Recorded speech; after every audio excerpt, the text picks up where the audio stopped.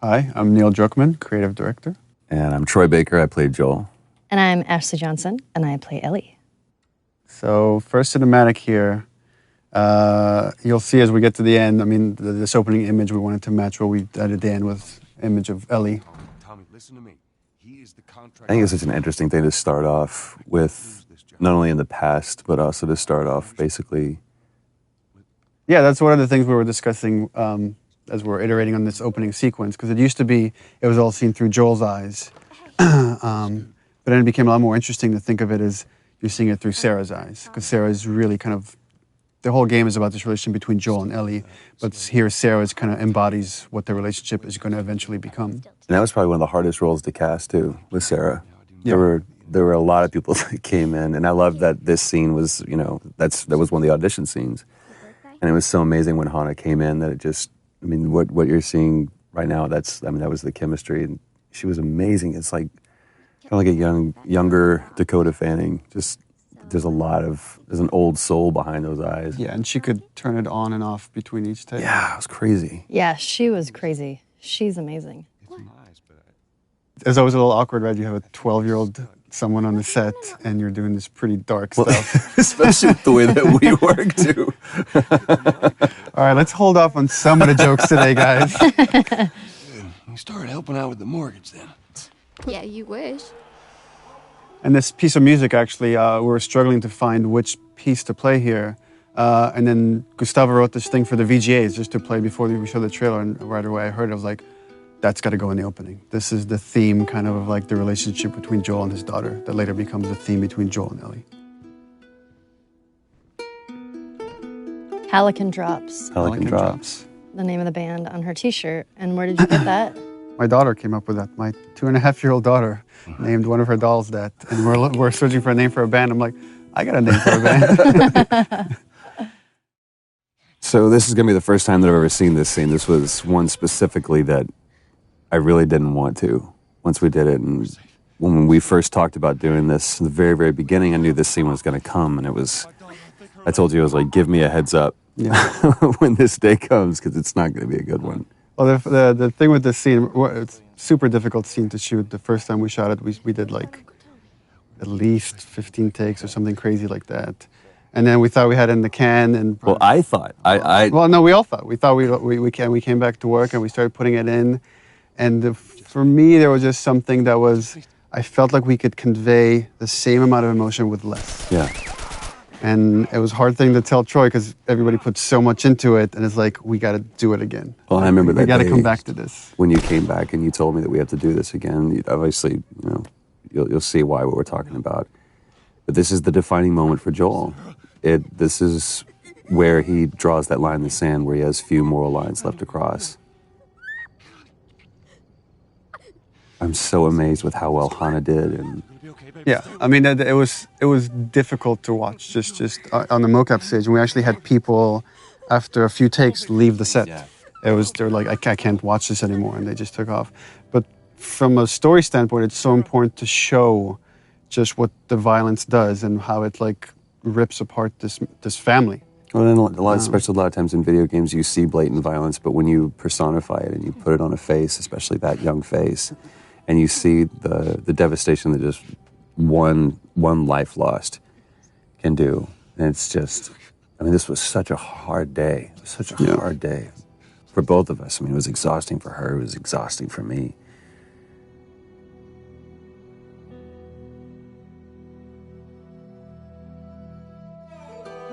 So the opening credits, the thing with the opening, initially we didn't want to do opening credits, didn't even have the idea for this, but the jump felt too sudden to go from Sarah dying to then 20 years later. And making up. We found that when people watch it in succession, they're not paying attention when we start introducing Tess in the world because they're still recovering from Sarah dying. So we're like, okay, well, let's have this opening sequence that can kind of help bridge the gap. And just had the idea of just seeing this time-lapse video of fungus growing, because so much of the disease and the outbreak is based on this cordyceps fungus that's spread through spores. So we contacted a group at Sony San Diego who did this whole opening sequence for us, and they actually got these fungal kits where they grew fungus like in their bathrooms and filmed this over like days to produce this thing. So everything you're seeing is actually it's real. It's not CG. It's not. It's all organic. Except for the spores at the end, which are CG. Everything is real. This whole journey is like a dreamlike state, and you constantly see people waking up, and you see this multiple chime with Joel, and it's as if he's like remembering the past. He's always having these bad dreams throughout the game. That was always something that we had to keep in mind when we did this scene, because we shot this before we shot Sarah dying scene. So it's kind of like we knew that those were going to be in one way or another kind of butted up against each other. But this is such a great thing. Again, this was in the audition thing that we did when we were trying to find Tess. And when Annie walked in, it was just like, she walked in as Tess. We saw a lot of different people for that. And this was just such a great, because the relationship you see from going from Sarah and Joel to now Joel and Tess, it's just, I don't know, you see everything, like the house that he was in before was nicer. He looked nicer, and it's not just the years have passed, but those years that have passed haven't been This also kind. gets into something interesting for me as a writer, which is you have a certain notion of characters or how you want the structure to be, and then once it's interpreted through actors like Troy, it changes. Like I've always imagined as Joel doesn't really care for Tess. He's completely shut down, and Troy treated it differently, which is I think he really cares for Tess, and even though he might not show it, and we just kind of embrace that. And you kind of see that later when Tess gets infected. That wasn't how the scene was originally envisioned, that Joel has such a reaction, but it became a lot more interesting to own that. Well, and also how much this relationship changed over, time and different writing iterations and just conversations that we had about this. Even, within just in the last month or so, we've had conversations about this. It's like, what is their relationship? Because we never define it. And I think anybody else would have put it on the nose, they're lovers or whatever. There was one note that you gave, it's like, for one specific take, and it said, let's just assume that there was a fight last night over what? We don't know. This is that moment afterwards. So it was like this awkward tension between the two of us. But there's no like loving embrace. There's no kiss that Joel and Tess have. It's just such an interesting relationship. And the challenge was to try to, how much can we convey just through nonverbal interaction? Right. Our first torture scene. And it's with the lovely Robin Atkin Downs, which I was just joking and saying that it's not a Naughty Dog game if Robin isn't getting the shit kicked out of him. He's been in every game since Uncharted 1. And we just put him through the ringer on this one. Poor guy. It was important to show just how far Joel has come from the father you see in the opening sequence to here is a man that is willing to torture someone to just get but it's what so is essentially interesting. Money in this world. Right, but it's interesting because he's not. He's like that brutal enforcer. It's kind of like that scene in LA Confidential where he's Russell Crowe. She's running the show. She's the dominating one, and I'm just brought in to be the muscle. She's the brains of the operation. Yeah, clearly. Stop! Quit your squirming. That's all Robin's expressions too. It's so great. They did such a great job with the facial. Yeah, it's important to note also all the facial is hand animated. We don't use any facial mocap. We find that we get better results with our animators. And it almost becomes 1-to-1. Yeah. It's just genius. Here it is. Wait for it. Give me a week. I might have done that if you hadn't tried to fucking kill me. Vote of hesitation. It's gonna cost you. I can't. We re-edited that. We used to show the break, and actually it was less brutal than when we didn't show it. When you didn't show it? Yeah, when it's left to your imagination, it's a lot worse. Yeah, but just you can see the way that his arm's positioned. But yeah, you're right. This is so revealing, not only about the relationship, but about, again, who Joel has become. To go from a father who just cares about keeping his nose down and keeping the job and playing by the rules, to being a guy who could just literally break some guy's arm over guns. It's just crazy. Come on. Yeah, fuck those fireflies. Just go get them. She loved doing that scene too. Annie loved that. She tried not to smile every time. And I love it's just business as usual. It's back to it. It's like, all right, so now what?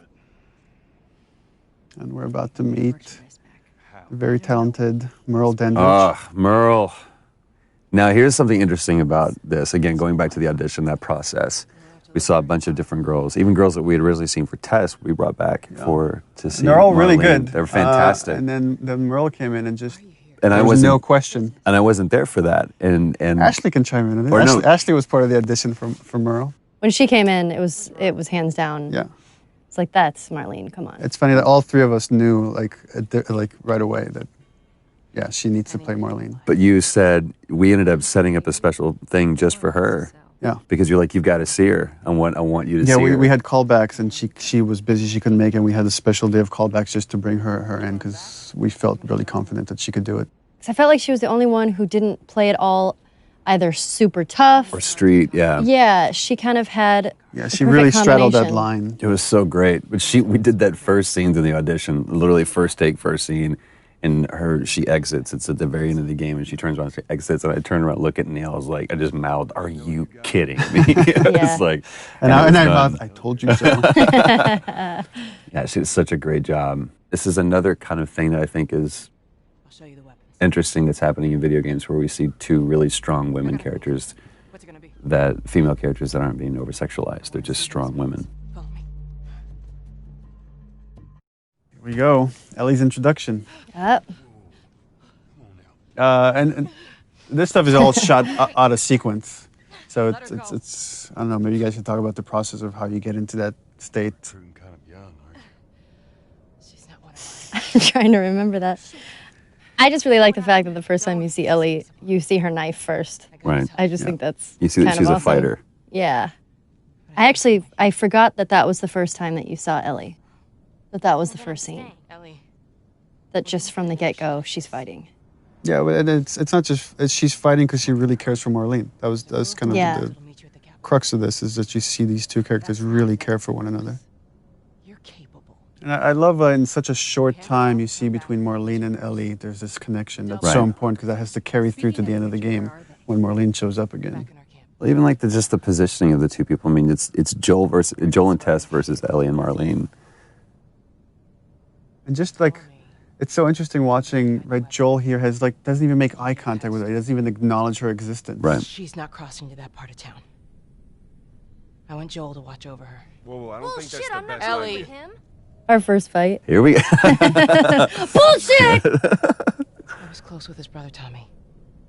Said if I was ever in a jam, I could rely on him. Was that before or after he left? Just reminding the player, like this guy you saw in the beginning, Joel's brother, he's changed too, and he's been involved. Yeah. Just get hints of.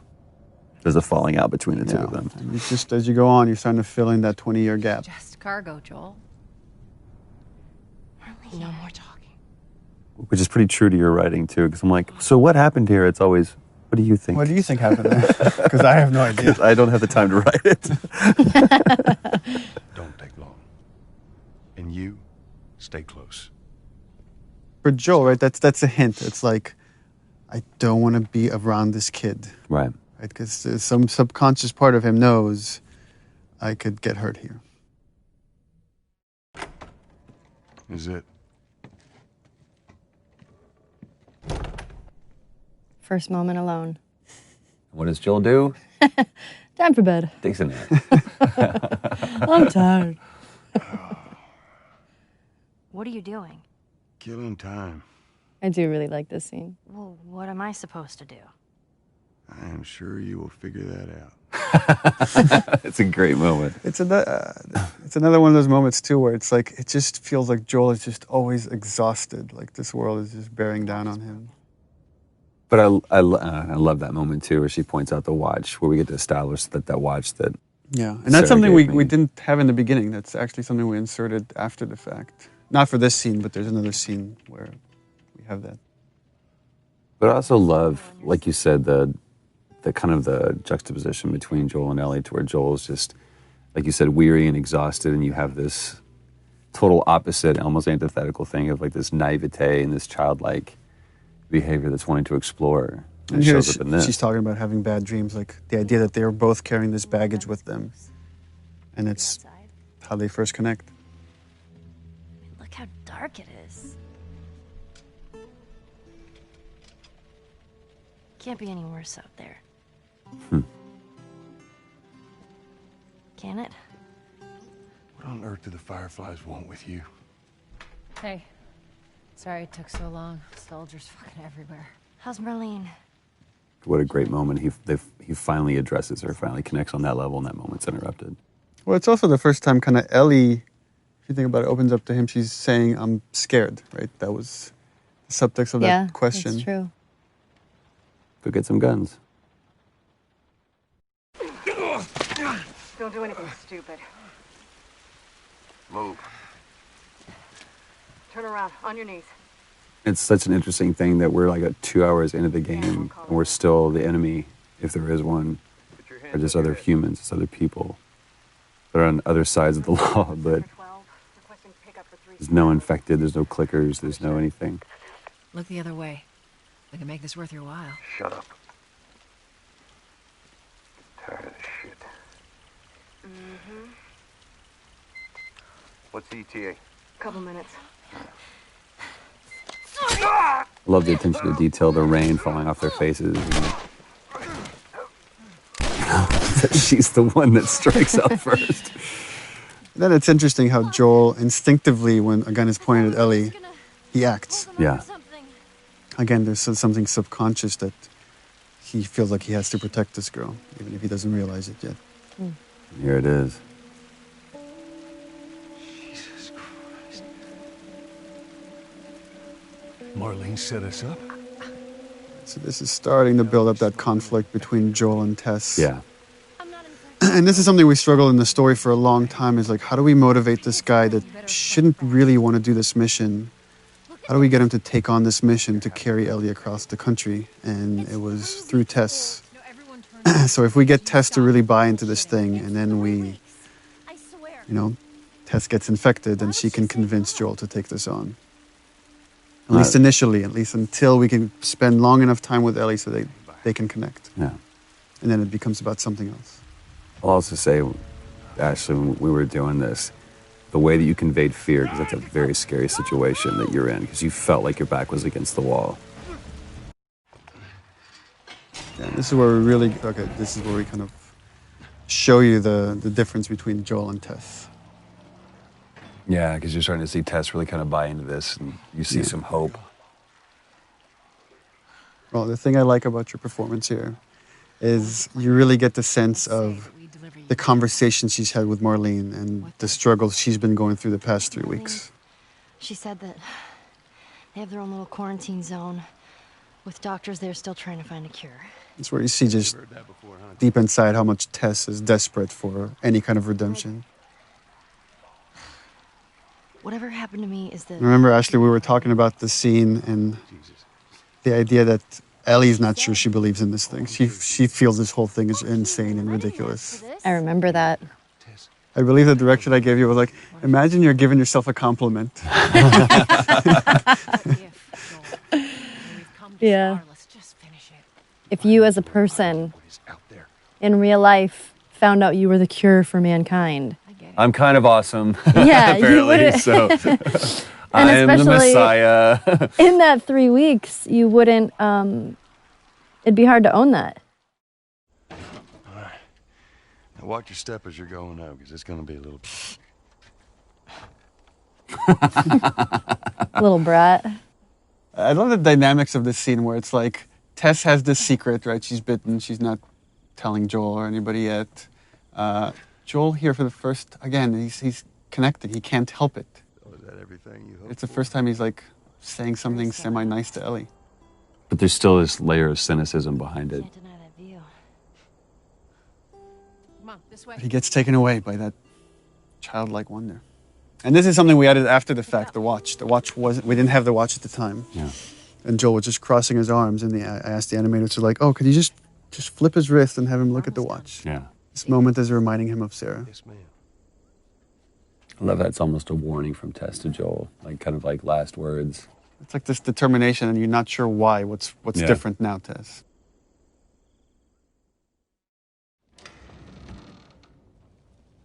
No. No, no, no. Tess's desperation. What happens now?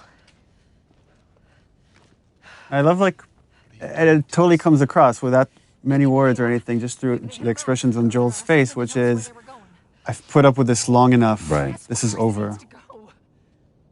I've indulged you enough, Where's Tess. this lab of theirs? Oh, she never said. She only mentioned that it was someplace out west.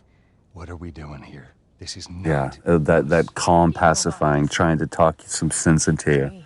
I know that you are smarter than this. Really? Right. Guess what? We're shitty people, Joel. It's been that way for a long I time. love the fact that her character, It is over, Tess. she knows she's going to die any minute, but she's still holding on to so much hope Go Yeah. home. I'm not that, well, she's different. going anywhere. Right. Look at her bite. The world could still change. And it's kind of this theme that, like, this idea of, I've done all this crappy things, but it's all okay if I could do this one thing right. Right. And then that kind of moves over to Ellie. And we see that theme later when Ellie, like, talks about it can't be for nothing. I got to point this out. Everybody else, because this was a part of the audition scene too, everyone else did that "don't touch me." They screamed it out, and I love the way she did that, where it was like that first "don't touch me." And it's just that realization. And I love the fact that Ellie's the one that figures it out, not Joel.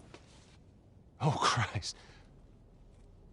And again, the back and forth Annie's doing between this freaking badass to such vulnerability and constantly jumping back and forth. And she brought that every take. We're all like, because every take she's like full on crying by the end of it. She's incredible.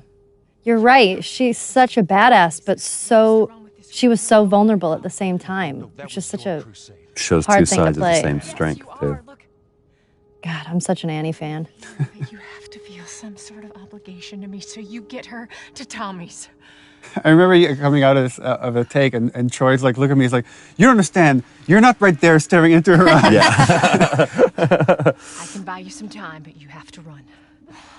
You want us to just leave you here? Yes. There's no way that... This moment where, like, Joel's like in denial. It's like, there's something I could do. Not even understanding, like, she's gone. She's already gone. There's nothing he could do right now. And also, she is just laser-eyed on Joel doing that, even though she's talking to Ellie. No, just go! Tess has to snap him out of it. It's like, you know that you have to do it. Ellie. And I believe this is the first time Joel refers to Ellie by her name. I don't think anywhere else in the game he does that. Beforehand. And again, it was important to stay. We stay with Tess, just showing. Here's her emotions finally coming through when Joel is gone.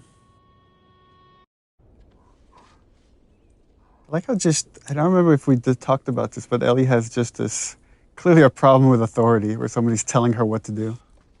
Yeah, for sure. I think that also, I have a problem with authority. So that came out a little bit in Ellie. Tess. I don't even know. Here's how this thing's gonna play out. You don't bring up Tess. Yeah, that's so. Joel knows what he needs to do to survive, which is just let go. Needs to let go fast of these things, or they will kill you. Don't tell anybody about your condition. That's great. I love that he refers to that as her Condition. You can very acknowledge.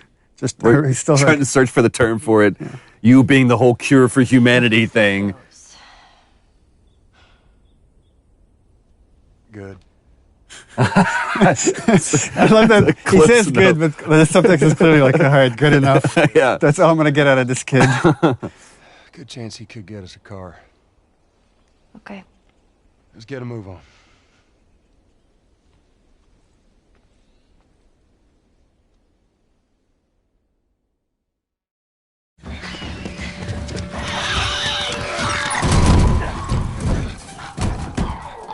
Hey, it's Bill. Lovely Earl Brown.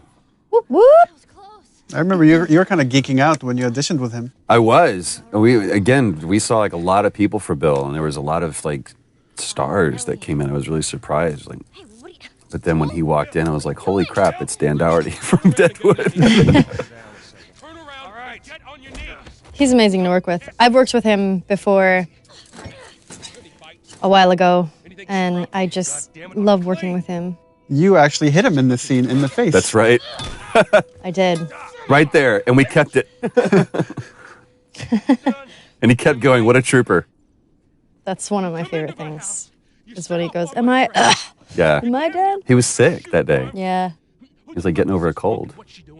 I did hit him, and I felt so bad because it was a complete accident. I think I didn't realize my swing was going a lot faster than I thought it was. of many people that you hit during the shoot of this project. Yeah. Getting It into happens. character. Well, I also love this business that he's doing here too. That was something that he completely made up. He's like, working on the sword and. Listen to me, you little I shit. love this. I need you to shut up. Again, I love this moment, this paternal thing. Like, just shut up, kid. I need to handle this. He's always a dad. Actually, Bill, they are.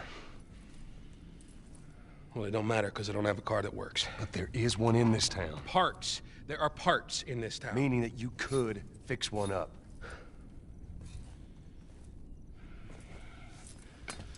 All right. It gives in. And I love just taking that time, take that pause. All right. It's on the other side of town. Now you help me go gather it, and maybe I can put something together that runs. But after this, I owe you nothing. That's fine. A couple of days from now, we'll probably be dead anyway. And it's like opening handcuffs, but again, I see it as this almost tender moment between Joel and Stay Ellie. right on my ass. Can't miss it. Another great Ellie line. Smart ass. Remember the rehearsal for all these scenes? So we would shoot these things in chunks. So we'd bring like Earl in and Ashley and Troy and just we're going to shoot the whole Bill sequence. And talking to Bill, and he's about to talk about a partner that he's had. We've talked, there was a question I brought up, is like, what kind of partner is this? And Earl asked, is Bill gay? And I said, well, he could be. I mean, it's really up to you. Well, no, you gave the standard response of, what do you think? Because I really want him to own it. I thought he was when I wrote the part, but I really wanted the actor to own it, and he did. I mean, he made that decision to make him a gay character. And again, it's not something we ever explicitly say, except for the magazine that Ellie steals. Right. But again, instead of making that a point in something, it's just a cute little piece of exposition. Let me tell you a story. Well, and from a narrative structural standpoint, what Bill is there to show is, here's what happens when you survive on your own in this world. It's like you're alone and miserable and a little bit crazy, and it's what could happen to Joel if he keeps going down this path of just doing whatever he takes to survive. So you know what I did? Wisen the fuck up. And also, Bill is there to kind of give Joel the warning, is like, you go down this world, you care for people, you will get hurt. Hey! What'd I say to you when we walked down the steps? And that's where Ellie has stolen a bunch of Bill's stuff. I love that flips him off. God damn it. You keep babysitting long enough and eventually... I love that line of fixing the stupid pile. Because I feel like that's so something a kid would say when you're trying to cover, when you're Right. nothing specific. I was just stealing all your stuff. Fix the pencils over here.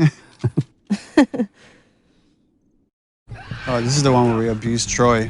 And I was like, you have to fly face first into the ground. And he's like, but I should roll. No, fly face first into the ground. Yeah. It was like, well, if I roll this way, then actually, they're like, it looks too ninja when you can't do it. So I literally just had to eat shit time after time again. It's like seeing stars. It was great. Please tell me you're done! Yeah, just you guys are acting against nothing. There's nothing there. And something we always had to remember was bring the tension back.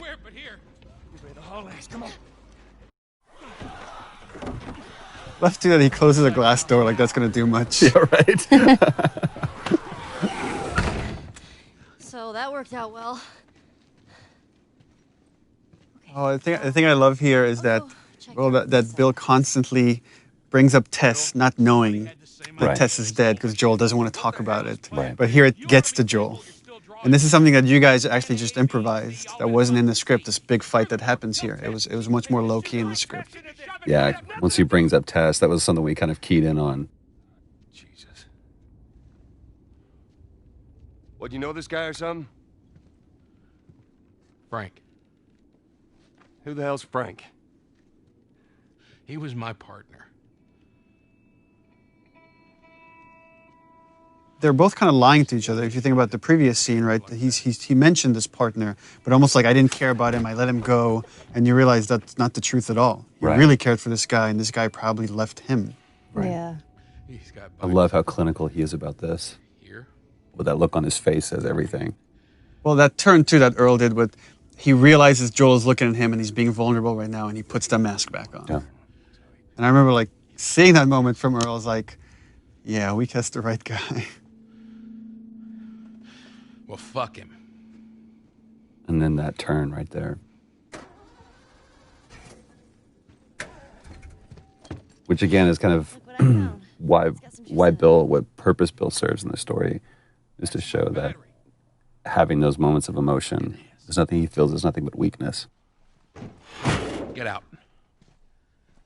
Get out. I love it. That relationship between the two of you I was love so it. good. That's what was great about the cast, is constantly having to switch from these really serious, dramatic vulnerabilities to playing tough, right? Because that's what you kind of have to do in this world, is let your humanity come out, but then learn when to shut that off to survive. And also, you're seeing, it's very subtle here, but you're starting to see this change in Joel, where he's giving Ellie more and more responsibility. He's trusting her. Instead of just saying, stay out of my way, he's like, Right. I need your help. This is a good point that, in case people weren't aware of the process. I mean, everyone at this stage, we had such great sets, even though it's kind of rudimentary, but they actually built a truck for us, and we used that truck so many times. But I think this was the last scene that we shot with Earl. Yeah, and rehearsals, I would try to give you guys as much of concept art and videos that we had, Right. so you can imagine the space, because you have nothing there to act off of, except each other. That's right. You guys have each other. It's true. And I love this exchange between Bill and Joel, too, because, it's Joel trying to kind of apologize for an awkward situation and trying to show some sensitivity to him, and Bill just completely glosses over it. And The thing with Joel that I kind of admire, like, he can't come up with the right words. He can never come up with the right words. I always it's like a half sentence. He's like, so, yeah. And Bill kind of finishes that for him, but it's Which really helps my writing. This theme comes in here because to show Joel's now alone with Ellie, but the relationship has changed. This is starting to become that theme we heard in the beginning with Sarah. Now we're getting into the first scene we ever shot, and this is your guys' edition right here. Yeah. Yeah, this was the first audition scene when I came in, when I read for you guys, along with another scene that I don't know if it's in the game or it It's not in the probably game. changed a little It's bit. like the scene with the Walkman. Yeah, the scene with the Walkman. There's a scene. There was the scene kind of like it, but it's pretty different. Back at Bill's. I mean, all this stuff was just lying there. What else did you get? Well, and I especially love this because, especially at this point, we had no idea who Bill really was. That is actually before my... How many times did we come back to this scene? Like God, at least 3 times. Yeah, at least 3 times. I love what she says. I was like, hey, you know who this is? And the different versions of songs that we ran through with this, too, is great. I'm sure your friend will be missing this tonight.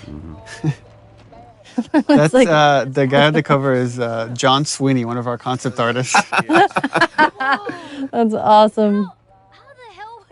Is the centerfold also his penis?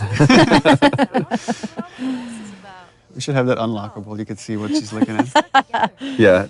Get your subscription to Bearskin Magazine today. I'm just fucking with you. And the awkwardness of that moment. But it's also such a great moment of levity between the two of them.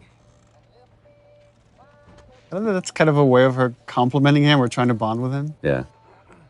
And it's something I was very conscious of when writing this stuff. It was like, this is making me uncomfortable here on the page. I have to leave it as is. Yeah. That's your litmus test. Yeah. I'm tired. I love that. Not even tired. Cut to passed out. This is the first scene, because it was part of that reveal trailer. It's the first scene that I ever saw put together fully, and I was just absolutely blown away how good it looked. It was the first time I'd actually seen, real flesh and bone put on Joel and Ellie. And the yawn we added after the fact. I remember that. Because we were like, she doesn't have a yawn. She should have a yawn when she wakes up. And then you were yawning on the set, and we're all yawning because it's contagious. I know, just watching that, I just yawned. I tried to be quiet about it. I love that this moment of silence and kind of peacefulness is broken up by this. So Joel knows this trick. He knows it because he's done this before. Right. Poor John Bentley. And I love again how that music is playing not as a score but coming from the car. It's just great. I believe that was Ruben that we hit and Yeah, had that him was fly, Ruben. fly off the truck like that.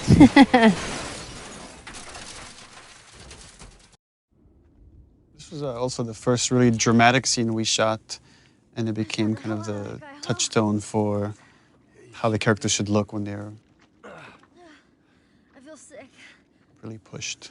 It's so interesting when she's, you know, again, it's this moment of vulnerability when she says, I feel sick, and Joel's, Glad I didn't, right? again, being very didactic and pushing her away.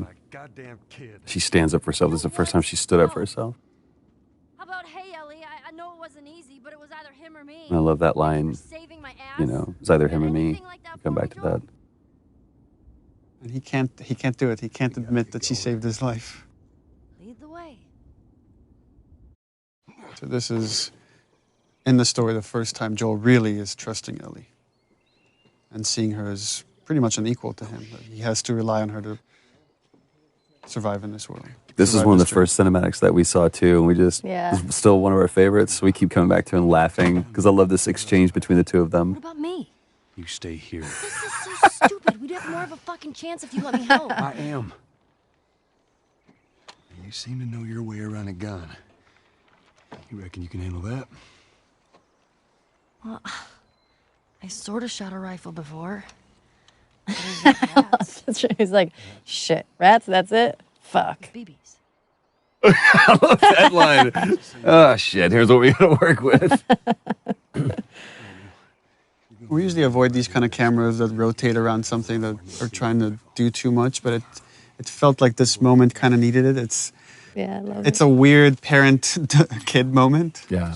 But he's teaching her how to shoot, to kill. Get another round in there quick. Listen to me. If I get into trouble, There's a really nice, when I watched like Ellie's performance, this balance between she's trying to be a hard ass, but you could see in her eyes she's kind of terrified of the situation. Yeah. But even in this, there's almost a little bit of excitement there too. Either whether it's about the reality of her killing isn't real, or if it's just, I have an opportunity to make Joel proud.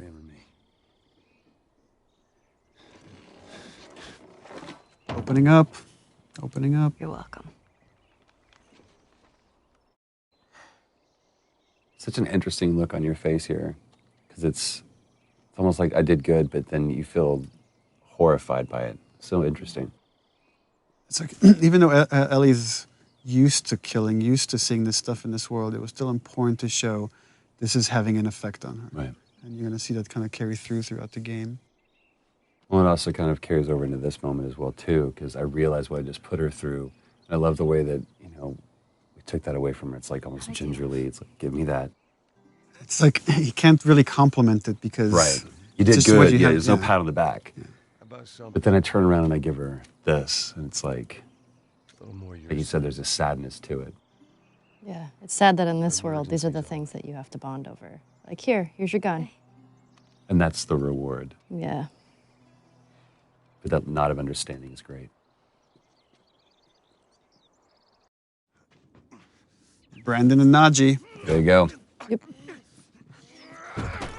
Brandon, I think, had the hardest audition of anyone. Yeah, no kidding. Because I literally almost took off his head. Not in this scene, not punching him. That fortunately was done by Ruben Langdon, who can punch way better than I can. Leave him alone. And Najee, too, when he came in red for Sam, that had that... It's all right. They're not the bad guys. Lower the... Just this kid that's kind of terrified to live in this world. Yeah. Man, you hit hard. Yeah, well, I was trying to kill you. And these two characters are really showing... They're kind of a mirror of Joel and Ellie's relationship. If you haven't noticed, they don't keep kids. And it's another warning for Joel, like this whole arc for Henry and Sam of what's going to happen if you stick with this girl. You're going to go through what these two characters are going to eventually end up. I do like that Sam is a character that seems genuinely scared, because a lot of the other characters can tend to be a little bit more badassy. Right. And he's young and he's scared. And I love that. To me, he also comes across very sullen. Like Yeah. there's like just a little glimmer of hope and joy, but it's almost like anytime there is a moment of that, then Henry kind of takes that away from him. It also gives Ellie an opportunity to play a mentor of sorts for him. Yeah. Be safer if we chat there. All right, take us there. Welcome to my office. One thing that I think made Brandon such a great choice for this, and the right choice for this, is this scene about how much he owned it and the pride that he had in showing off this wonderful camp that they had made for themselves, and kind of like trying to impress Joel, and Joel just come, very nonplussed about the whole thing. He's like, "Oh, good for you. Yeah, you've done this." And relax. We're safe. Well, the interesting thing, the way I read it is like Joel is impressed, but he's not. He's trying not to show it. He's trying to still test this kid. But there's a lot of he sees himself in Henry. Yeah. Very, very much so. And this is, I remember going back and forth about this because... Oh, yeah, because layout changed. Because initially they were going to go through the camp at night, and then we had to change the layout, so we had to go in and re-record these lines. Well, and there's something on the reverse that it doesn't really matter, but when we shot this, the entire time that he was laying out this plan, I was just looking at him. Because I was like, I really care about your plan, kid. I care more about you. It's kind of like poker. You don't play the cards, you play the man. Again, one of those fleeting moments where kids can be kids. She doesn't seem bothered by all this. Such a powerful line. And Joel completely just dismisses it. You guys were actually doing that in the background while we were doing this scene. This was so great. It wasn't like shot separately. I know, we were just fooling around. You guys like, shut up! It just seems like there's a lot of people putting their stock on the Fireflies these days. Yeah, maybe there's a reason for that. So you don't know. I love this standoff, even though it's a sit-off almost between the two of them, where Joel's just pushing him for information just to see where this kid's grounded. Easy. That nod. Yeah, the threat being so subtle, but it's there. Yeah.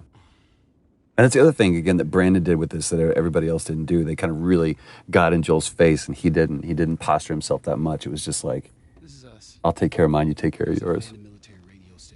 And also that he doesn't correct him about your daughter. Mm-hmm. Joel doesn't correct him. He's not, she's not my daughter. You and your girl, you want to join us. It goes down tonight. I guess we best rest up then. And I guess that's the most Joel's going to give him. Yeah. That's all Henry needs. Joel sleeping again. These were my favorite scenes where I just got to sleep.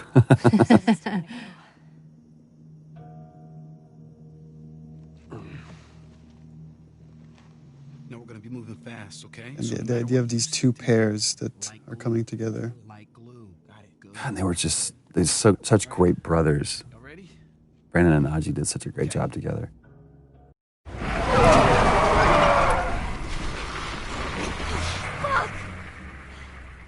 How many bullets do you have left? I just remember it was funny because jumping off of this bridge, there's just a rope, a line of tape, and then you have to like jump off of it. Because we were both stepping over it at first. They're like, no, this is like 50 feet down. I was like, so we got to do a whole thing. It looks ridiculous what we're doing. It's like, with our arms above our head. I know. And this part, we're in the water. We had you on a cart. That's right. And they were we like just pushed you around. across mocap stage. It was actually pretty violent being on that. It was. It was pretty scary.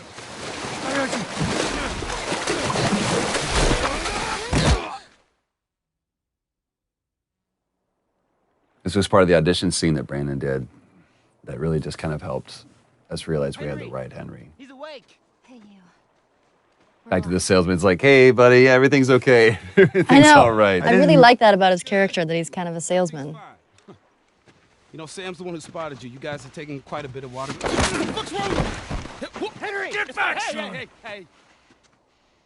He's pissed, but he's not gonna do anything. You sure about that? Stop! He's confident. He knows he can calm you down, but he needs Sam to stay out of the way. Right, just in case. Yeah. Chance of making it, and you did. But coming back for you meant putting him at risk. Stay back.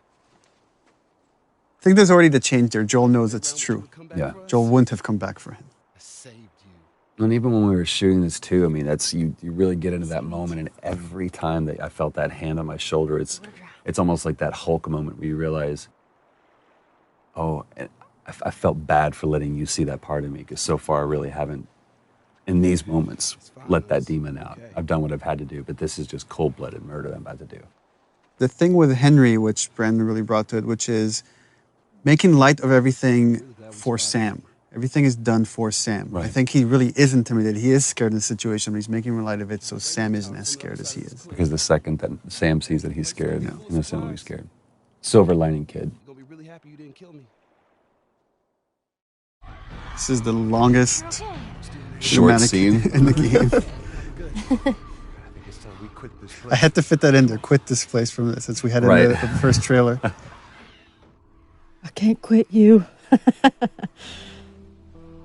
remember when we first, the very, very beginning of this, when we like did the first table read through this and everything, and we talked about, I asked if there was going to be a moment of just a light shining through in this darkness, and you talked about this scene, and at that point it was just really kind of just real easy brushstrokes of what it was going to be, and it really came into fruition and became this Well, all the characters here have their guard down. It's kind of unique, because usually somebody's lying or somebody's hiding something. Right. And here's like, everybody has their guard down.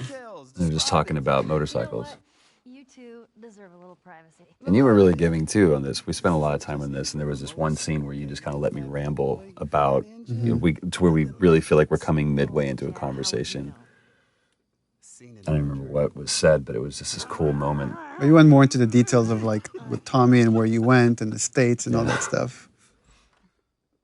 I think that really helped kind of make this, the following takes much more natural. Right, without all the rest of that stuff, the preamble being there.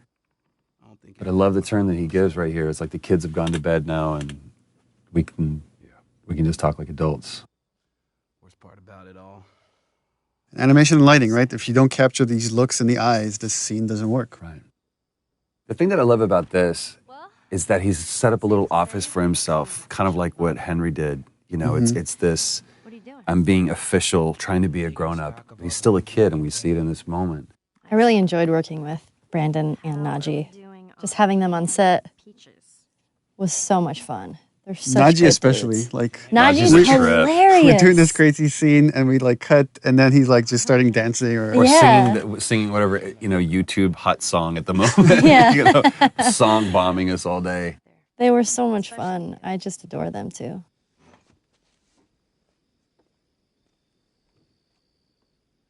Is everything all right? You got an opportunity to put so much of you into Ellie. That's just because I can't write, so I just listen to Ashley talk, and then like, oh, that's a good line. Have a good night. That's giving me way too much credit. How is it that you're never scared? It's like Who says that I'm not? putting up the defense, making joke of it, as Ellie does. Yeah. And then seeing when she needs to, because that's the only way she's going to cheer him up. She's going to open up to him. And also, she kind of throws out that bone, like, you know, scorpions are pretty creepy. That's not what I want to talk about. Being by myself. Which again, all this stuff she's saying here plays into what happens later when she finds out Joel's trying to give her up, giving her away to Tommy. Yeah. Those things out there. What if And it's kind of the same thing we're seeing with Tess, to where she was, again, she knows what's going on, he knows what's going on, but it's looking externally for some kind of either comfort or hope or answer or something.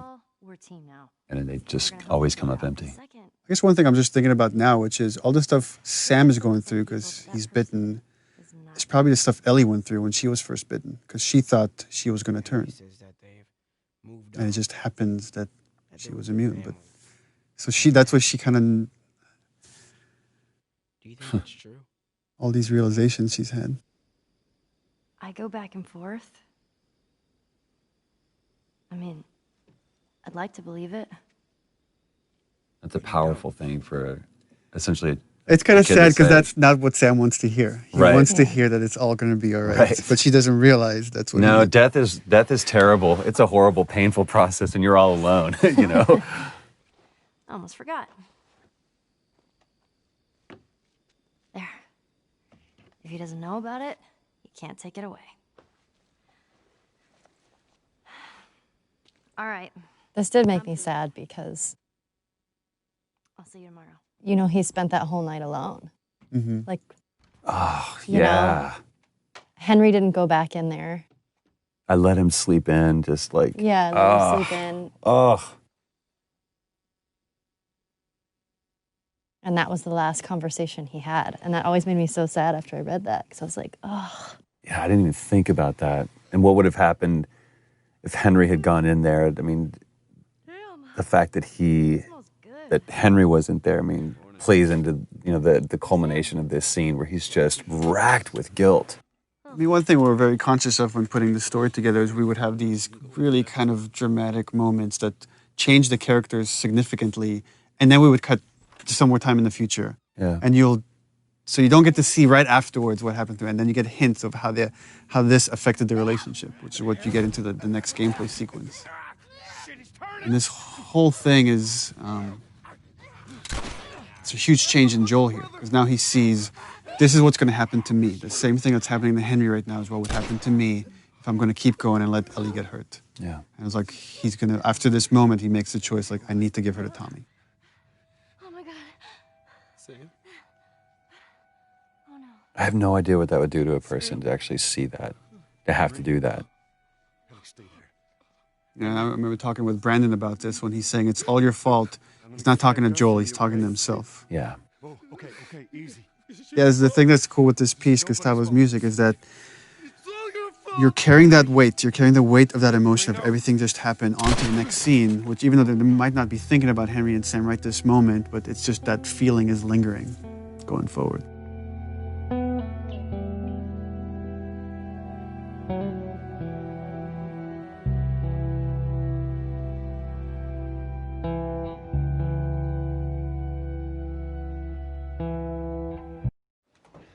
I own that shirt. I'm pretty I still sure think we should sell off our mocap suits for charity. Unwashed. Jeffrey Pierce, Do as the lady says. Ashley Scott. Sorry, Ashley Hart. Oh, yes. Ashley Hart. She was married. Oh, we didn't know the place was occupied. We're just trying to make our way through. Through to where? They're all right. But you know these people?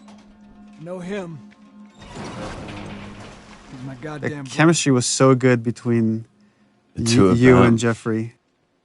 It was amazing how well, and I mean, Jeffrey's just a few years older than me, but it was interesting playing the older brother to him. And yeah, we felt like brothers immediately. It was crazy. Oh, well, Jeffrey came, I mean, we almost cast Jeffrey Yeah. as Joel. And then once, like, months later, we needed to cast Tommy. I was like, oh, Well. what's Jeffrey Pierce doing? That's Thanks for not blowing my head off. Would have been embarrassing, considering you're my brother-in-law. And Ashley Scott, she came really close to being cast as Tess. And Yeah. when we needed Maria, I was like, oh, We Ashley got the Scott. perfect person. There were no additions for these roles. I love this awkward setup of this is how he meets his sister-in-law. How he meets Jeffrey's, you know, or Tommy's wife. Story. Why don't we bring him inside? And you just get to see here now how Ellie's starting to become more secretive. Well, also, it's And like guarded. the way they're standing and everything, it's like Ellie's kind of alone now. Like now it's like Joel is with Tommy and There's no one familiar with Ellie.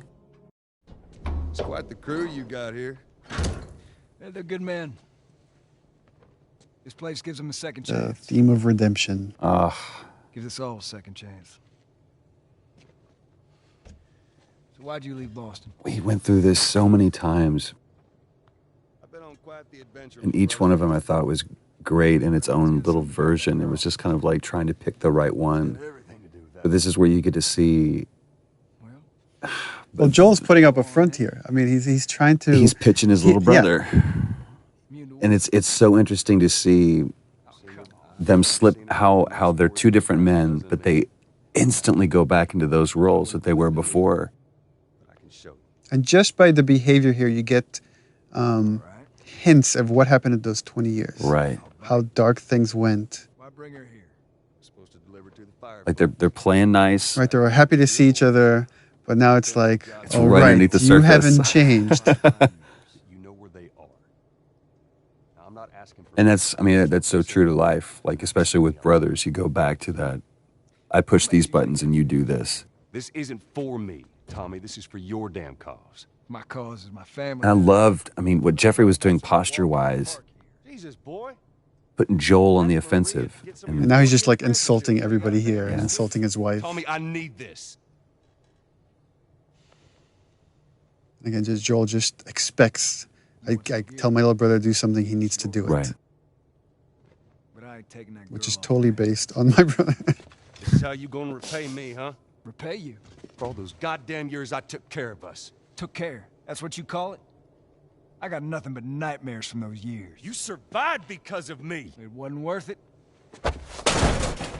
Tommy here, Tommy and Maria shows that even in this world is horrible, you could find peace in it. Right. You could build a community. You don't have to resort to these things that Joel has. That line was a great thing that Jeffrey improv'd on. Put your hands on me again. It's a good Southern phrase. You okay? Yeah, I'm fine. Joel! Oh man, they were coming in from every direction, then Maria was like, we gotta run. That's where you see Tommy realizes for the first time that Joel really cares for this girl. This isn't just a job.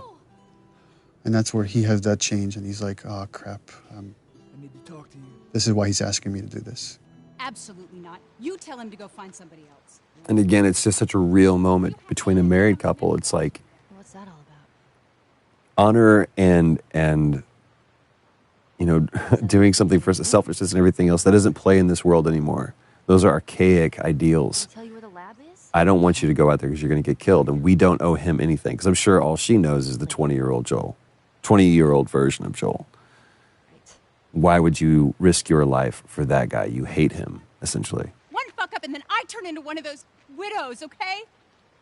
And for Ellie, it's important to show that she could just read Joel. She has this bullshit detector that, just by the way he's answering her questions, she understands exactly what he asked Tommy to do. Maria. Here we go. Love this moment. Here we go. If anything at all happens to him, it's on you. The posture and everything. He knows he's in the wrong. He knows he can't ask Tommy to do this. Yeah. She's thankful, Yeah, I know. I'll take that girl of yours to the Fireflies. You don't have to worry about it. He really cares for you. It's best this way. There's so much more behind it, though, than just care. It's Tommy showing that he's the bigger man, that he's the better man. That he's allowing his brother to be shallow and selfish. I think he knows what his brother's been through. He knows why he can't go through that again. Which way? Come on. This is probably my favorite scene. What a long day this was. About boys, movies, deciding which. I honestly think this is one of the best scenes that you wrote, Neil. It's bizarre. Get up. Because it says so much about this world, and especially Ellie, where she's at, and realizing how different and how much of a chasm there is between this world and that. I agree. Goddamn stupid. Well, I guess we're both disappointed with each other then. What do you want? I think I really like about this scene is that Rid of me the whole time. they're both kind of, I guess, being selfish in a way. And yet it's coming from a place because they really care about each other. Like, they don't understand that they both have been through horrible things. And they each think what they've been through has been worse. I love that she calls him out on that. What are you so afraid of? How many close calls have we had? Well, we seem to be doing all right so far. And now you'll be doing even better with Tommy. Not her, you know. What? And it's like the stakes are high, and it's like, okay, well, then I'm going to drop this bomb. I'm not her. Mighty thin ice here. It's like, how many years has it probably been for Joel since he even, like, Don't thought about it, mentioned it? You have no idea what loss is. I think Joel's thought of that name every day, but I don't think he's heard it said. Has either died or That shove that you gave that was nowhere in the script. fucking except for you. I think that came out of frustration, definitely, because when we had come back and we couldn't find it, and I wasn't necessarily frustrated with you, I was frustrated with us in the scene, and I was like, oh, fuck. It's so cold of Joel to do this, and I've had people on the team ask me to remove this part, that he's being too cold, and I'm like, no, it's like, because she's being so vulnerable and he's having these feelings, he's trying to shut it down. That's why he's being so cold. It was so important for me to keep that in there. When he says, "You're not my daughter," it's almost an insult. And it's kind of the opposite of what he's feeling.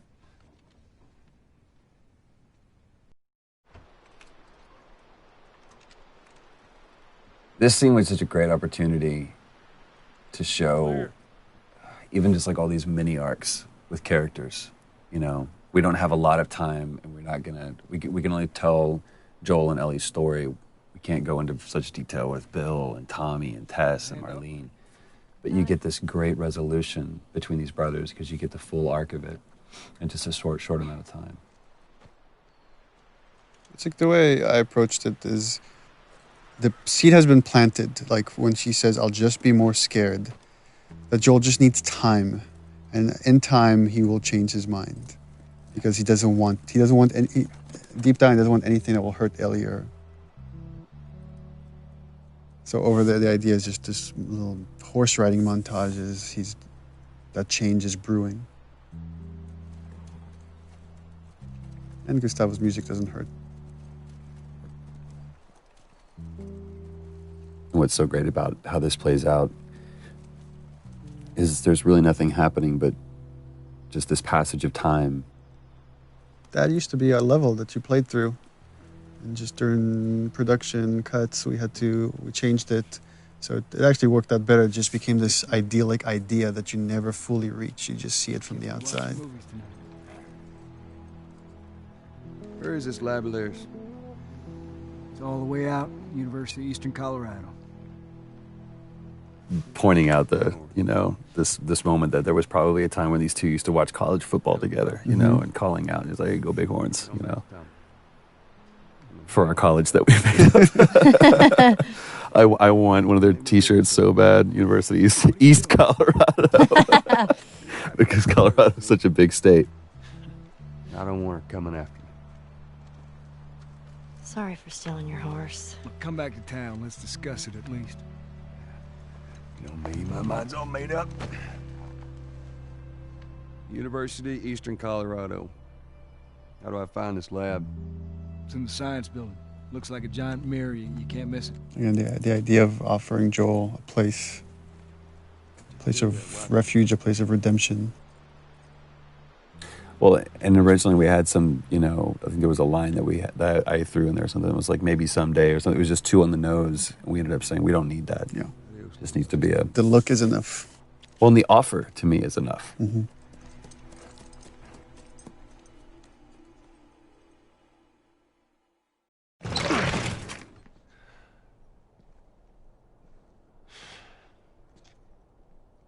We're about to hear Steve Bloom. Lovely Steve.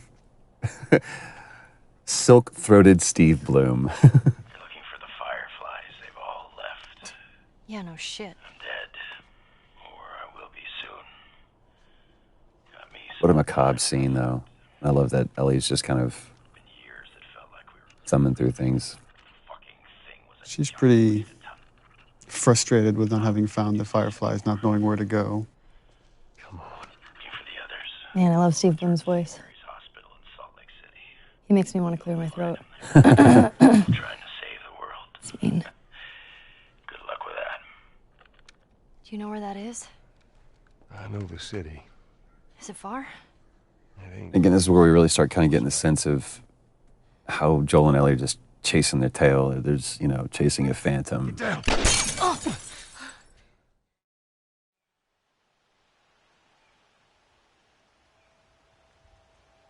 For me, is what I wanted from this is not to overplay it, not to like have Ellie cry or scream or. Shit, Joel, here. There's probably a lot of panic that happened between this moment and the next. Well, and You're not seeing. what a great line too. You got to tell me what to do. When almost the entire game she said, "Don't tell me what to do." And here is where we've been lying to everybody when we've been saying you don't play as Ellie. That's right. Yeah. Asked point blank, "Do you play as Ellie?" No. Nope. I know. In this moment, a lot of this project and the story has been constructed around this moment, which is where the roles flip, where now it's Ellie that has to protect Joel and essentially bring him back to life. Bye-bye, Bunny. It's a pretty cool reveal too. To pan up, And there's Ellie as the hunter. what we wanted here is also is like, you don't know exactly what happened to Joel, what's the state, how much time has passed. Poor buddy. But the way that she's doing that, you can see that she's been doing this for a while. You'll just startle it.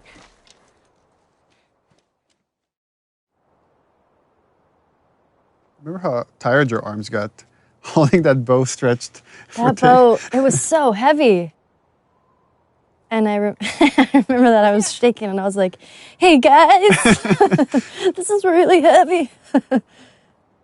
There's David.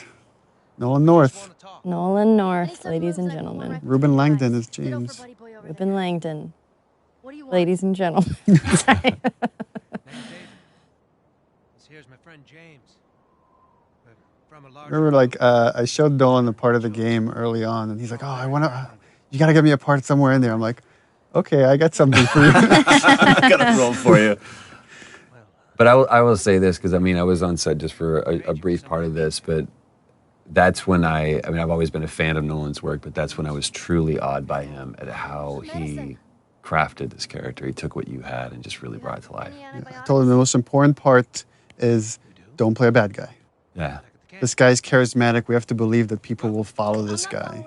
And that Ellie could trust him. Yeah. Buddy boy can go get it. He comes back with what I need. The deer is all yours. Anyone else shows up... You put one right between my eyes. That's right. It just shows what versatility Nolan really has.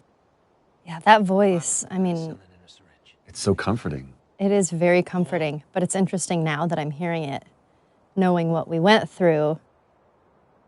I get, it's a little unsettling now, hearing it. 'Cause I'm like, ugh. Back up.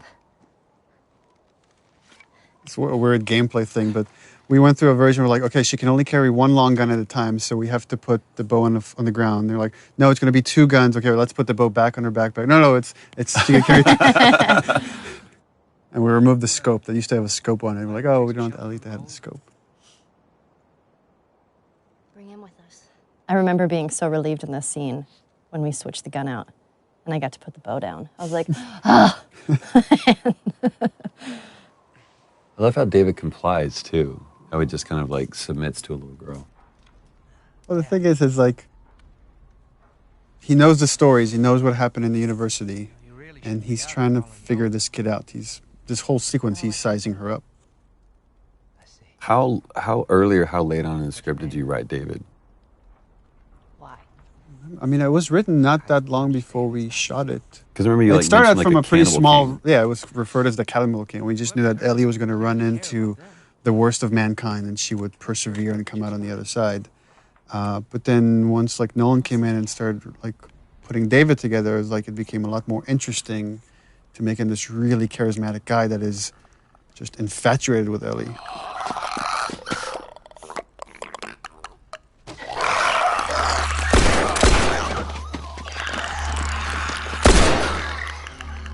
Now when things get real, you see who kind of glimpses of who he really is. Because there is that moment in that other scene where he makes it seem like, okay, you're in control, but she never was. Yeah. You've had some practice. Well, you handled yourself pretty nice back there. What's cool about David and the conversation I had with Nolan about him is that he's trying to win Ellie over by being honest with her. And here's the part where he's like, I feel like she's ready. I'm going to kind of reveal myself. No such thing as luck. And I think like I could still get her to come around. Now, you see, I believe that everything happens for a reason. Sure. The other interesting thing, thematically, that's everything happens for a reason, is the same thing that Marlene really believes. That everything happens like it's something she repeats to Joel at the end.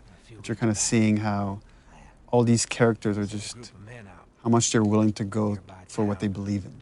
When you talked about like being surprised by your own writing, was that a moment like that, or was that something that you had intentionally done to where those characters were going to? No, I think it's just something you think about, and there's a theme that just kind of sticks around in the project, and then characters end up talking about that stuff because you're thinking about it all the time. Traveling with a little girl. You see, everything happens for a reason. Again, another one of those moments where you think Ellie's got control. Don't get upset. It's not your fault. Yeah, and then James there. I'm just a kid. I love that. James, lower the gun. No way, David. I'm not gonna let her go. It was such a small role, but I really like what Ruben added there. And that the dynamics between James and David, how there's conflict between these two characters, but there's still respect, and he's still listening to David, even though he's questioning his leadership right there. No, that's not your concern. Part of me, the way I read that was every time James looked at David, it was like, who the fuck are you right now? What are you doing? Yeah. Like, he was putting on a show and he saw it. Oh, thanks. To me, it's interesting how David almost treats Ellie like quarry. Like, you know, you're a sport. Yeah. Again, Ellie having this kind of bullshit detector, you see her scared here because I think she realizes there's something really wrong with these guys. I don't know what. I just need to get away.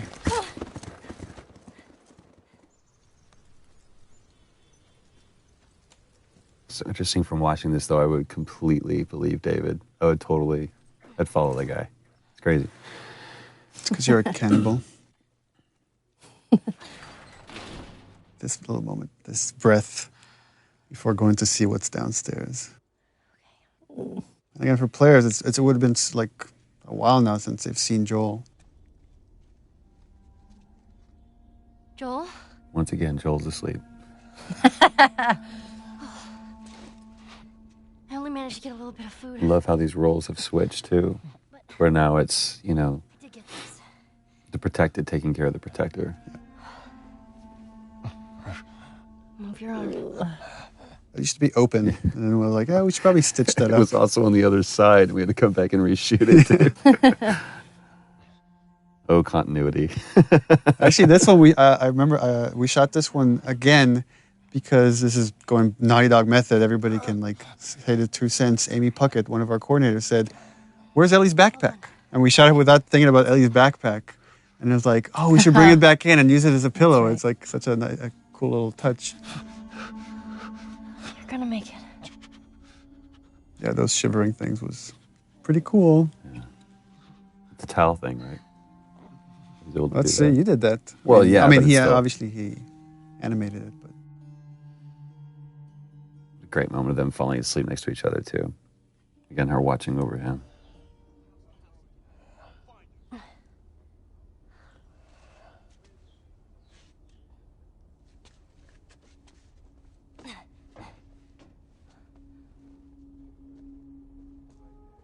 To me, you really get a sense of the oppressiveness of the world with all the introduction with all of these different kinds of enemies. It's like you feel like you're fighting this multi-front battle. It's not just these are the bad guys, and it's so clear. yeah, and just how much Ellie's now willing to put herself on the line to just get them away from Joel.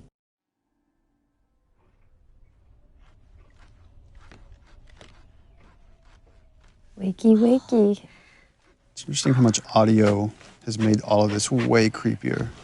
We were watching it without audio. It's like the Foley of what he's cutting up and back and stuff there. Ugh.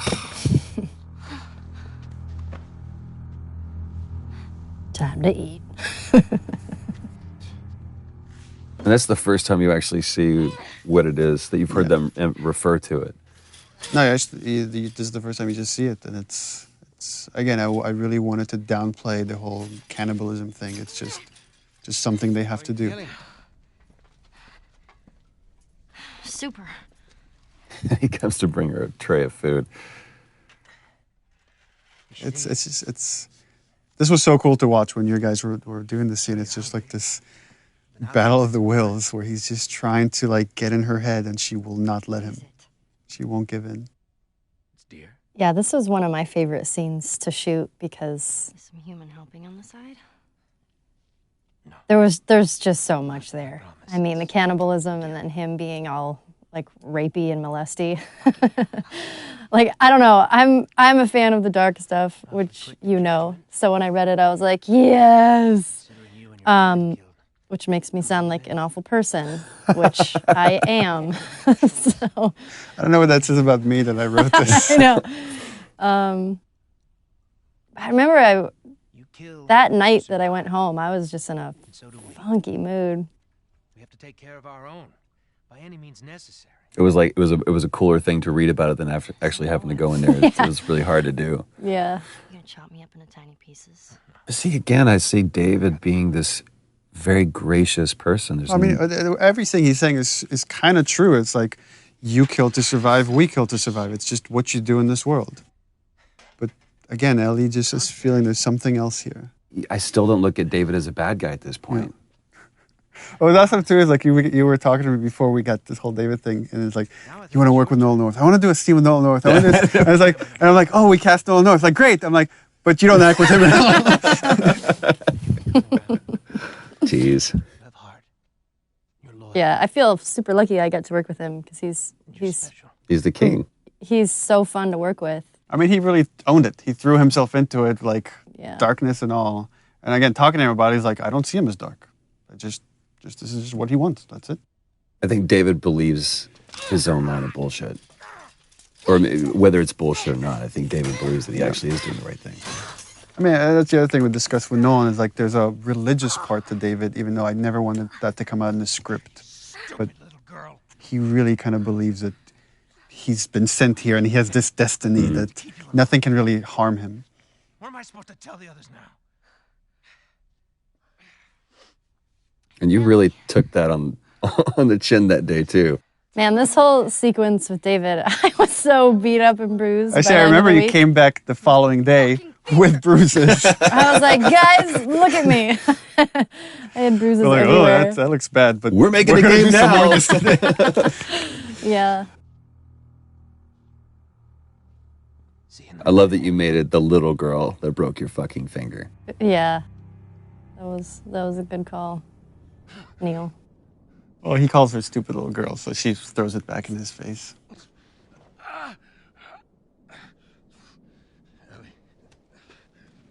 I also like that she gives him her name under her conditions, which is, I'm going to give it to you, but I'm going to insult you. Right.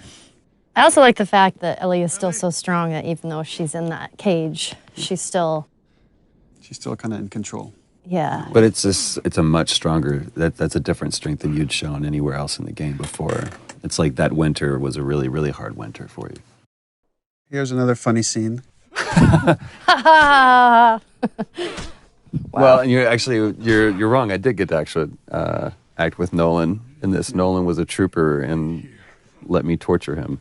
Although we did record over his lines with Liam O'Brien. That's right, the lovely Lob. The lovely Liam O'Brien. This actually is my favorite scene in the game. Is it really?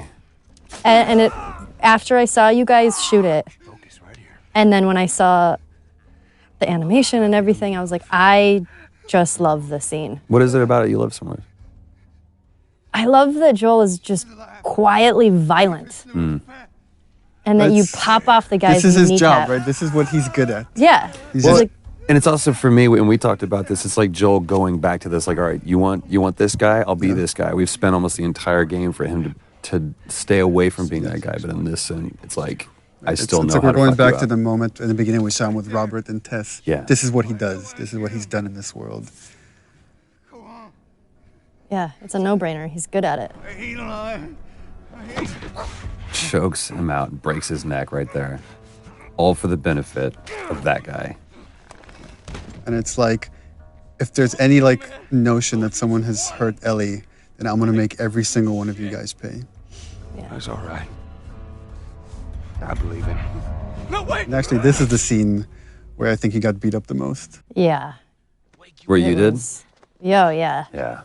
I had bruises over my whole entire body. It was ridiculous. Yeah, this wasn't stunts. This was you. I warned you. The thing that I love about this scene is how much Ellie's using her brains and her physicality, like everything to like get out of this situation.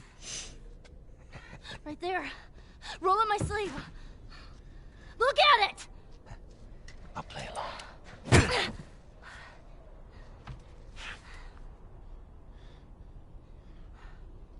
What'd you say? Ruben helped so much during this part because choreographing sort of all of the little movements were so particular. And I think everybody sort of knew at this point that I kept hurting people. So Ruben was like, you have to give her the foam knife because she will hit me.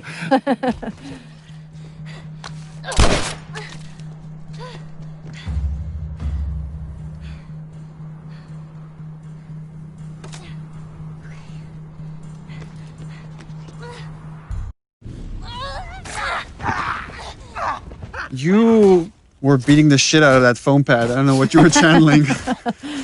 I have a lot of anger. Stop! Stop! Fucking touch me!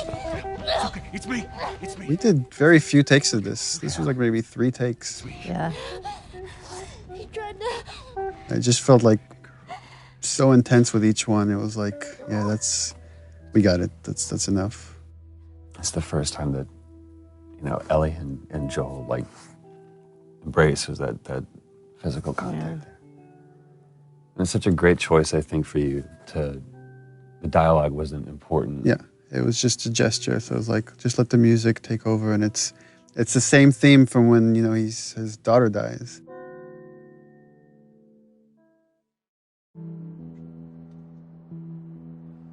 This was the scene where you got the most emotional. You almost cried in this scene. Oh, that's right.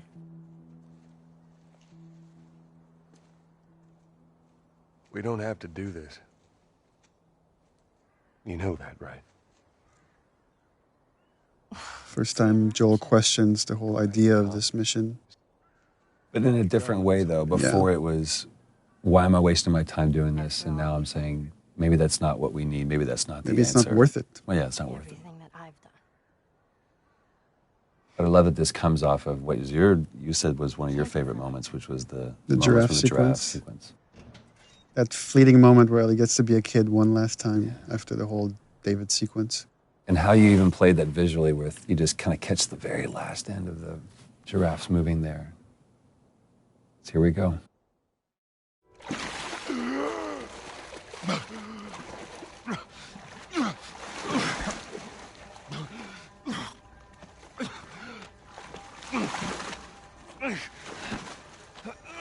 Oh, Ellie's dead. I'm sure it was such an intentional thing to call back to the very beginning, to where Joel finds himself in this situation again, and after everything that we've been through, it's like I won't go through this. And Hands in the air. just that irrational, maddening, desperate calling for help. I need. From this point forward, it's like the beginning backwards. Where if this is the point Sarah dies, like now you're about to do the Carrie sequence. Yeah. Then you like play as Ellie walking, like viewing Joel from the outside, and then you end on the shot with Ellie. So it's like the beginning reversed. Sorry about that. They didn't know who Let you me were. say Marlene again. And Ellie? She's all right. They brought her back. The discussions I had with Merle about this scene is, again, her desperation to find someone that will understand, that will empathize with her decision to kill Ellie to save humanity. And she's hoping she could get that out of Joel because he's the only other person that has cared for Ellie the way she has. And she can't get that out of him. I just think it was such a great way to bookend. They're going to start and begin with Marlene, and it's so great that they were able to capture just the strength that she has, even when she was sitting in that chair. Yeah. And And again, she's completely empathetic, even though she's supposed to be antagonistic. It's a very similar line to what David says. You don't have to worry about her anymore. We'll take care I of her. worry. Just let me see her, please.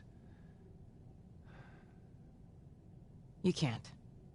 She's being This is one I've always seen Joel in the most parental role. Surgery. The doctors tell me the cordyceps, the growth inside her, has somehow mutated. It's why she's immune. Once they remove it, they'll be able to reverse engineer a vaccine.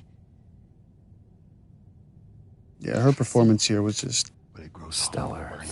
So flawless. It does. I remember talking with the music guys that were putting a lot of Gustavo's music in, and the first few passes were, there was this dark music that was playing here once Marlene reveals that Ellie's going to die. And I was like, we can't play Marlene as bad because she's not bad. She's not. I mean, she's trying to save everybody. I knew her since she was born. And if anything, I told them, was like, you can go dark with Joel. Because again, when Ellie's life is on the line, Ellie's in danger, he lets himself slip back into the murderer, the killer, right, however you want to view it. It's so interesting. I wonder how many players, like, especially in this moment right here, how many sided with Marlene and how many think that Joel was actually the wrong one. It's like, dude, listen to what she's saying. At the same time, this is the theme of the game for me right here. Is as a father, you will kill everybody else to save your kid, and that has always been kind of the through line for me. Is Joel's willing to go to the end of the line, meaning sacrifice humanity to save Ellie. Again, Robin Atkin Downs. Guess what's going to happen to him? But this was so cool, too, because, I mean, we've seen all the way through both cinematic and gameplay, you know, Joel is able to take on everybody, but just this moment of resolve that I'm going to wait for my moment. And it almost looks like he's a beaten, defeated person. Give me an excuse. And that grimace right there, it's like, no, he's not. Which way? Yeah, again, the way you've interpreted Joel is like a man who lets his emotions get the better of him here has to keep them in check. You see how like he wants to destroy this man and everybody here for what they're doing to Ellie, but he has to wait. He has to catch the right moment. I said keep walking. Bam. Where was the operating room? And again, just such a brutal scene. There's no threat here. It's just time. Time is the threat.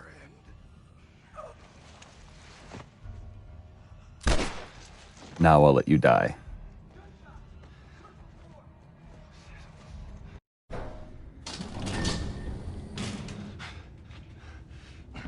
This scene used to originally be all in the operating room. And Joel wasn't carrying Ellie. He killed Marlene and the doctors in the operating room. And then Peter Field, designer, just kept bugging me. He's like, I feel like we have to play this part. It's, you know, you have to carry Ellie out yourself. It can't just be like hinted at. And we ended up switching the whole structure of this thing. He was right. It was like, it worked way better. That was another one of those moments where we're like, we're done. We've got it. No, we don't. as a cinematic, it was. I thought it was perfect. But as a bigger part of the game, it was weaker than letting you play through some of it. She won't feel anything.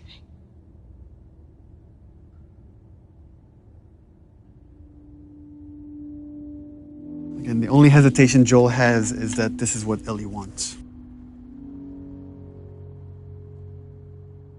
And it's such a great decision to show, just cut to this, give the audience, the player, just one last moment of, well, what did he choose? Just to sit in that decision. It was also important to show the lie against the reality because the lie has so much weight here at the end. Throughout the game, Joel has never lied to Ellie. He might have disagreed or he might have dismissed her, but he's never outright lied to her. What happened? And for me, this was the moment I decided to lie. We found the fireflies.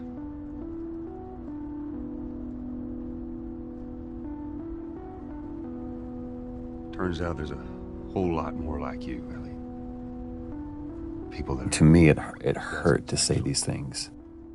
ain't done him a damn bit of good neither. Because once Ellie started believing that I actually had something, that I was someone, you're basically telling Ellie, you're not special, you're not important, and everything you've done was for nothing.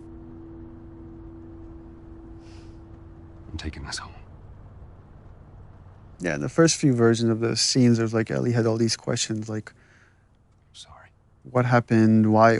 Who was there? Why would they let you take me out with the gown still on? And it just was better if she said nothing and she just turned her back to him. And again, just to show how far Joel's willing to go to remove any threat for Ellie. I mean, we had talked about this before where, you know, she obviously has that bullshit detector. Mm-hmm. Let me go. And I just felt like I knew you were lying. You know, I feel like Ellie knows you're lying.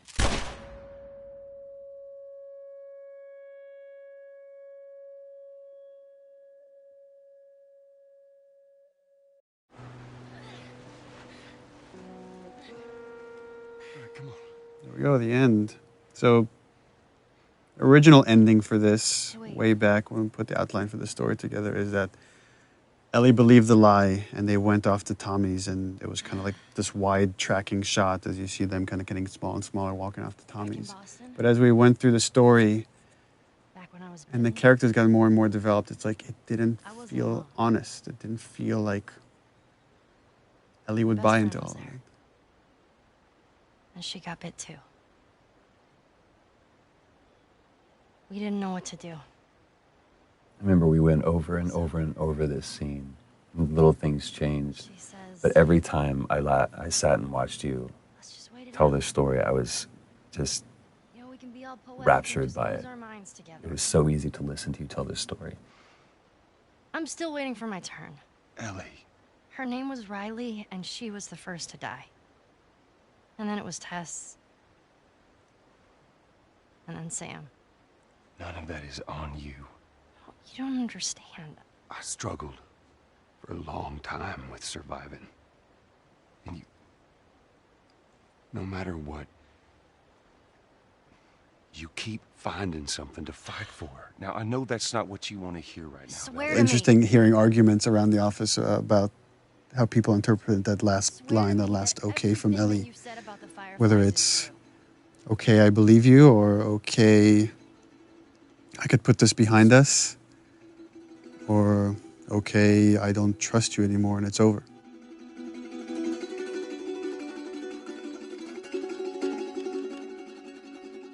Okay.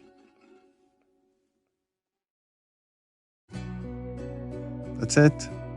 I hope you guys enjoyed this. For some of the scenes, it's the first time we had a chance to take a look at it, and it was interesting to kind of, in retrospect, after everything that we've been through, be able to kind of recall what we were thinking on that day, and then 2.5 years later, how we feel about these things. It's interesting we're ending this on the credits because there's so many people that have. All these people have put the story together, right? I mean, whether it's artists or programmers, or without all these people, none of this comes through. It doesn't matter how good the story is or the performance is. There's hundreds of hands that this goes through.